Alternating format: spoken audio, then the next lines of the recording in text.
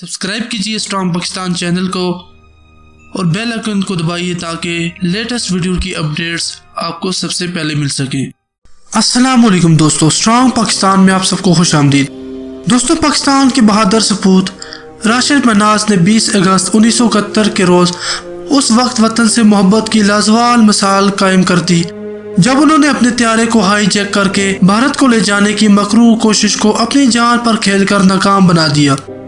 उन्हें उस अजीम कुर्बानी के एतराफ़ में पाकिस्तान के आला तरीन फौजी एजाज निशान हैदर से नवाजा गया। दोस्तों, राशिद मनास के त्यारे को हाईजैक करने की कोशिश करने वाला एक बंगाली फ्लाइट लेफ्टिनेंट मतियुर रहमान था, जिसे क़यामत तक गद्दार के शर्मनाक खिताब के साथ याद रखा जाएगा।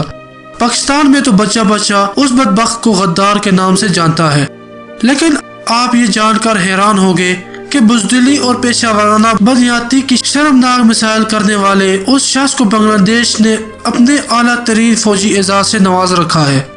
मतियुर रहमान 1971 में PAF बेस मसरूर कराची में इंस्ट्रक्टर पायलट की हैसियत से तैनात था। पायलट अफीसर राशिद मनास 20 अगस्त 1971 के रोज लॉकहेड T-33 त्यारे में अपनी दूसरी तनहा प्रवास पर रवाना हो रहे थे कि मतियुर रहमान ने उन्हें रुकने का इशारा किया और कॉकपिट में दाखिल हो गया। उसने नौजवान पायलट को आईनी आले के वार से बेहोश कर दिया और त्यारों को उड़ाकर भारत की जानिब परवास शुरू कर दी। इसी असना में राशिद मनास को होश आया तो उन्हें सूरत हाल का अंदाजा हो गया और उन्होंने त्यारे का रुख मोड़ने की कोशिश की।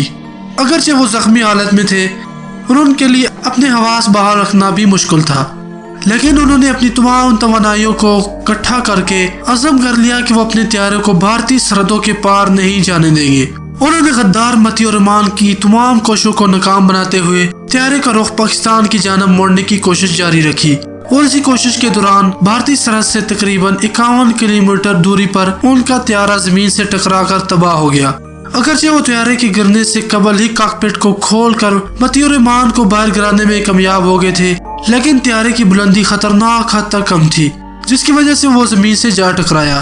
पायलट अफीसर राशिद मनास इस वाक़े में शहादत के रुतबे पर फाइज हुए और उनके त्यारे को हाईजैक करने की कोशिश करने वाला गद्दार जहन्नम वासल हो गया।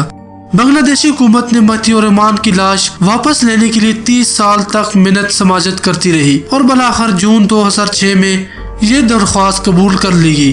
हुकूमत बांग्लादेश ने उसे अपना कौमी हीरो करार देकर सबसे बड़ा फौजी एजाज से नवाजा और मीरपुर ढाका में दोबारा उसकी तदफीन की गई। भारतीय गद्दार हुकूमत जो पाकिस्तान मुखालिफ पॉलिसियों पर हमेशा सरगर्म रहती है, उसने गद्दार को अपना कौमी हीरो बना डाला। दोस्तों, ये तहरीर पाकिस्तान TV से लिखी है।